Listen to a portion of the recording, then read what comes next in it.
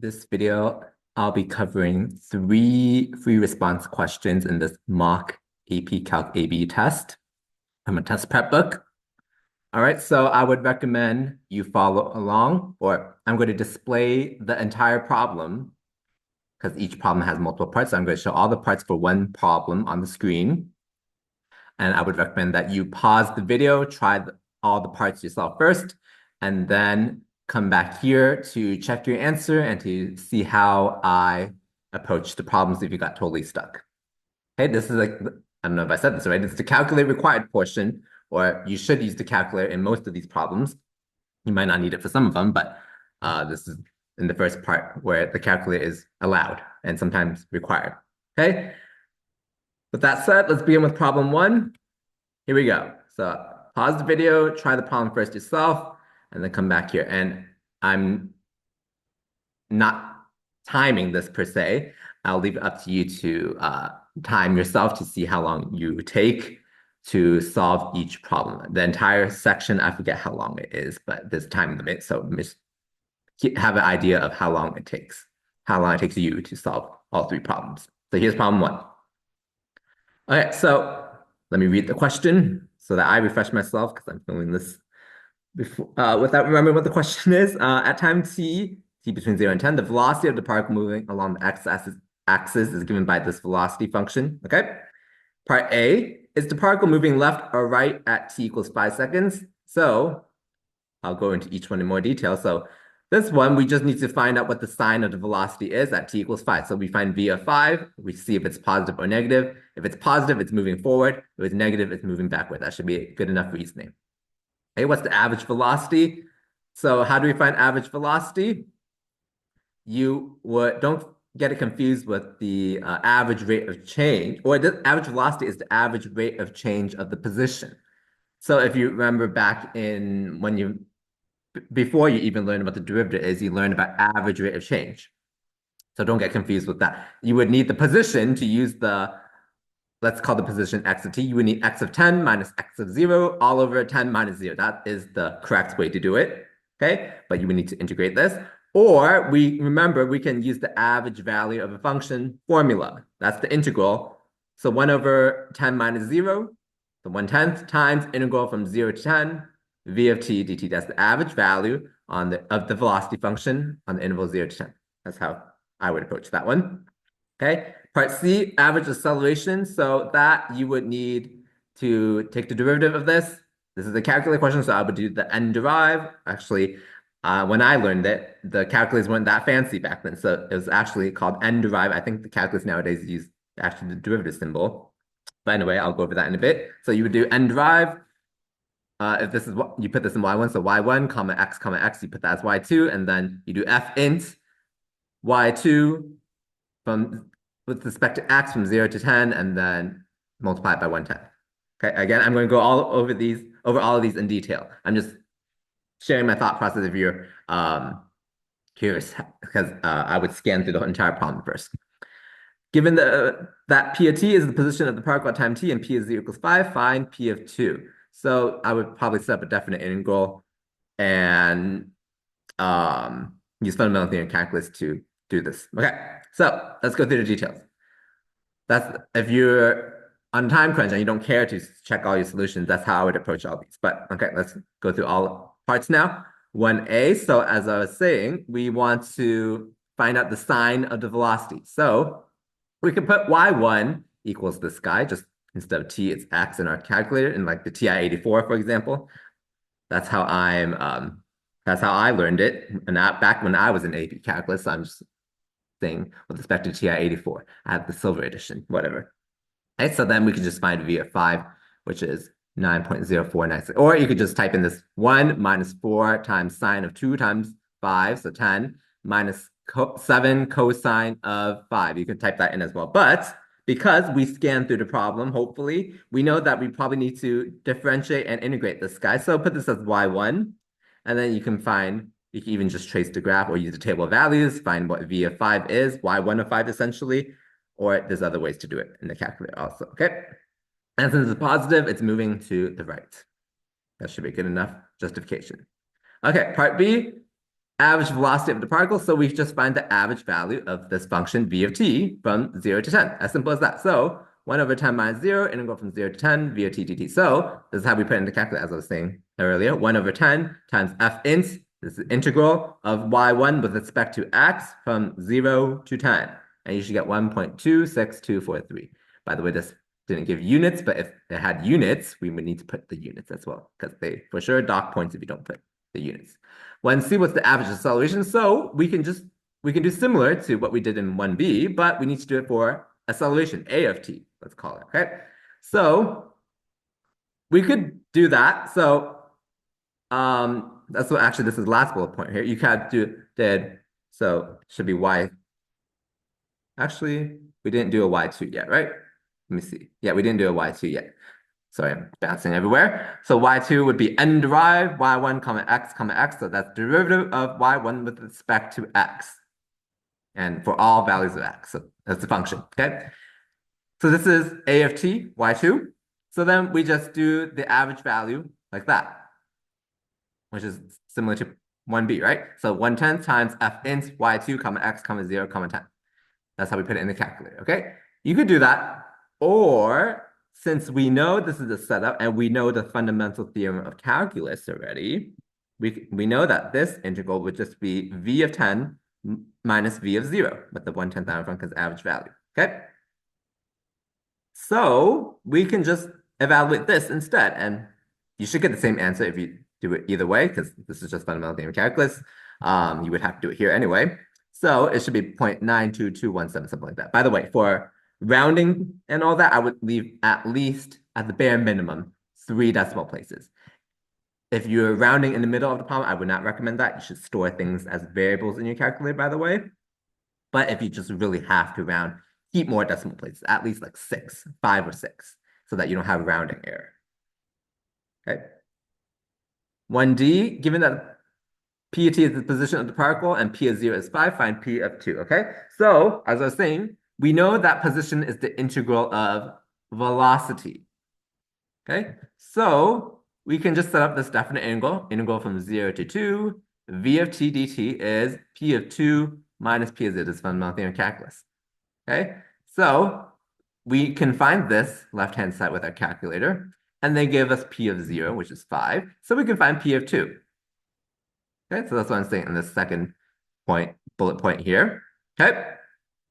So we plug into a calculator, and then we should get minus 2.6724. Okay. That's number 1. Problem 2. We'll go ahead and try this one first on your own. Okay. This is the volume 1, area on volume 1. Okay. This appears quite often, not surprisingly.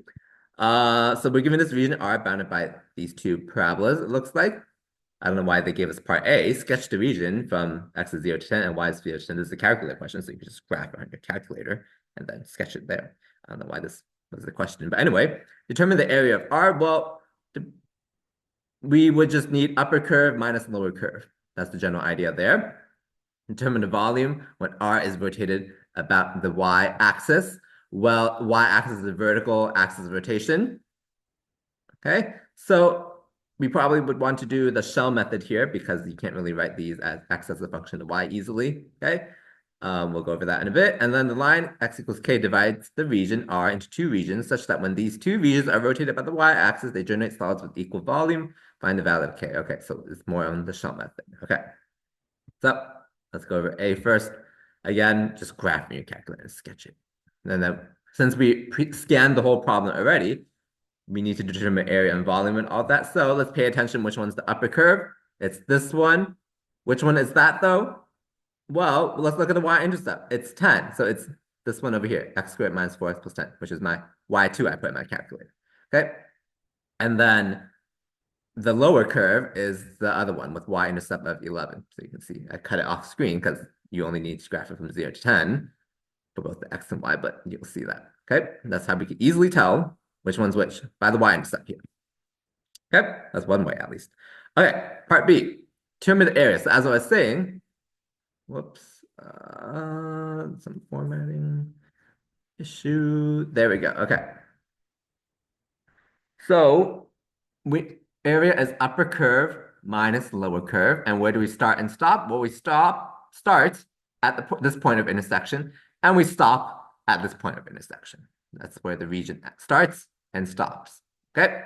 So we need to find the points of intersection with the calculator. You should get x is 0.6268 and x is 3.732. You should store these as variables in your calculator. Okay. If not, just keep a lot of decimal places, at least 5, I was saying, because I was using Desmos here. It only gave 3, so I only did 3, but you should keep more. The more, the better. But obviously, you have to be reasonable for the amount of time you have. Okay.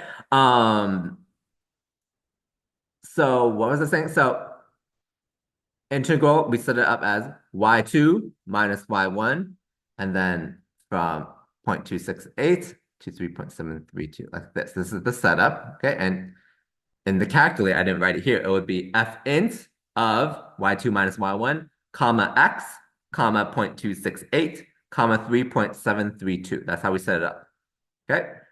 And if you evaluate in the calculator, you should get 6.9282, something like that. Okay. Now we're going to rotate it and determine the volume. Okay, so where's the axis of rotation is the y-axis, as I was saying, because we can't really write these two curves as x as a function of y. We can't really solve for x in these easily. Okay, so we probably want to use the shell method. So our shell is parallel to, or we slice each shell for each shell. The slice is parallel to the axis of rotation. So this is my H. And from the H, we draw a line to the axis of rotation, and we call that R. Okay? So the volume is 2 pi RH dx. Okay? So what is H? The length of H is just the upper minus lower curve. Which one's the upper again? We call it Y2, this one. So Y2 minus Y1 is H. What is the length of R? It's just X.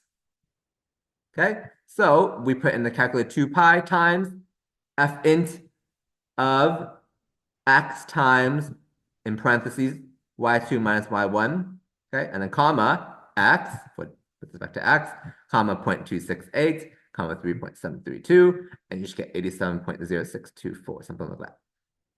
Okay. Part D, so we want to slice that region in half, or slice this region such that when we rotate it, the volume of the two solids are equal. So we're going to slice this at some point x equals k, okay? So essentially, our integral setup is the same, but instead of going all the way to 3.732, we stop at whatever that value of k is, okay? The start and stop of the x. Okay, so that would be the first half, and then the other half would be from the value of k all the way to 3.732. So this is how I set it up, if that made any sense. So instead of the whole region, we slice it up to k. The integral, you can see the integral is exactly the same, except this upper limit of integration is k instead of the 3 point whatever, okay?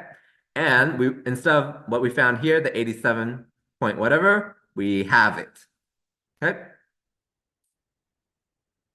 So we got to find what k is. That's the challenge now, okay? So we got to do some of this by hand, unfortunately.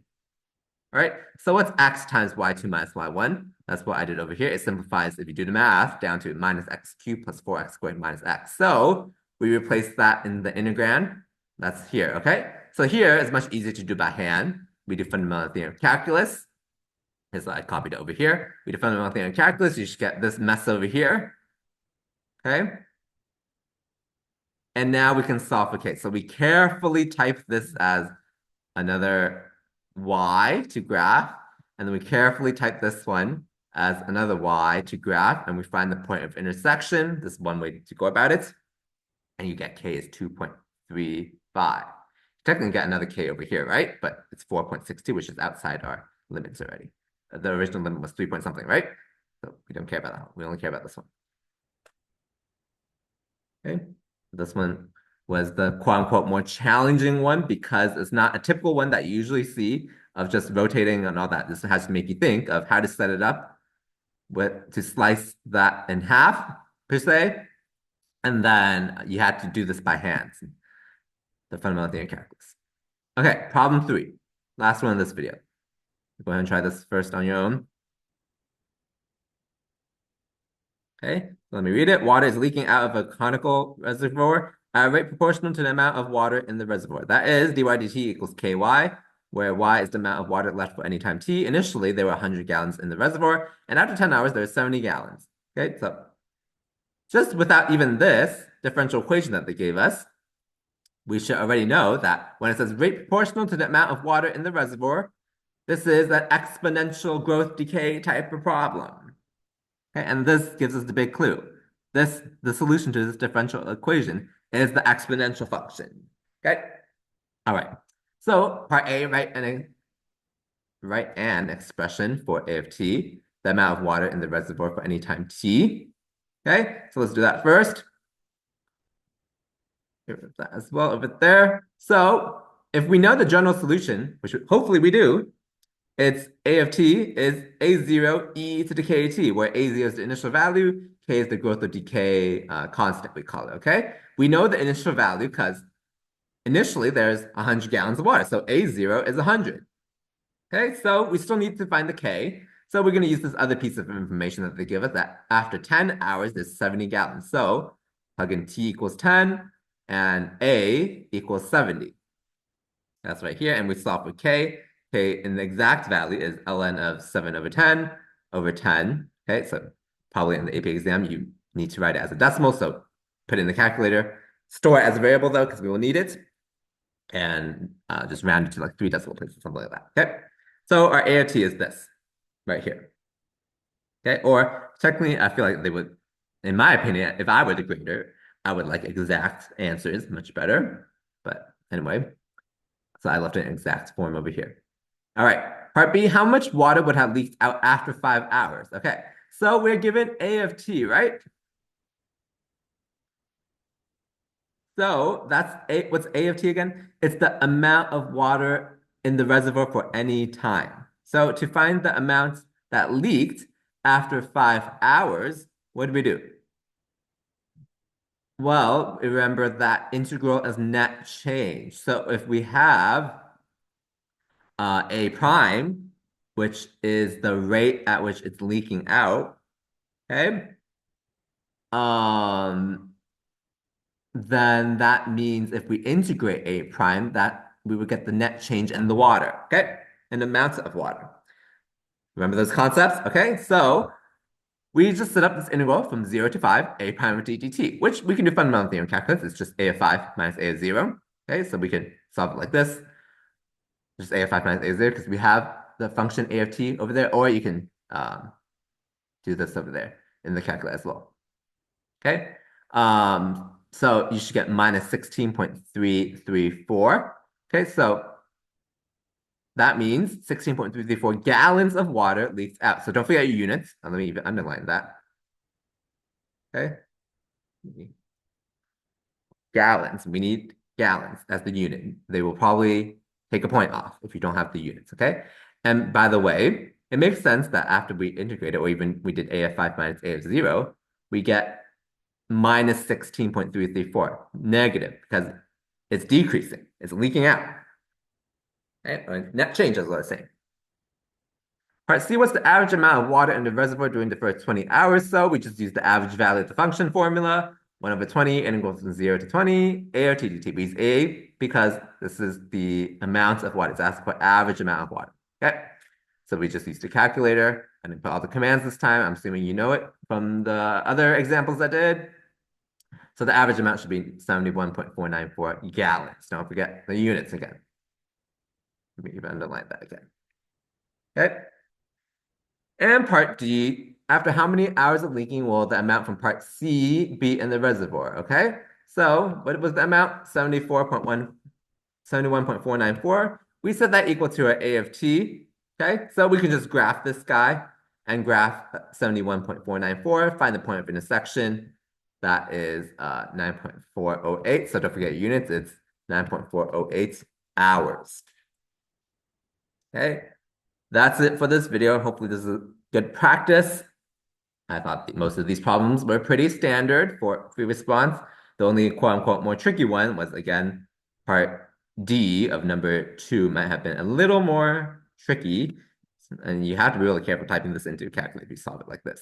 If you have a better way, please feel free to share in the comments so that other people can learn.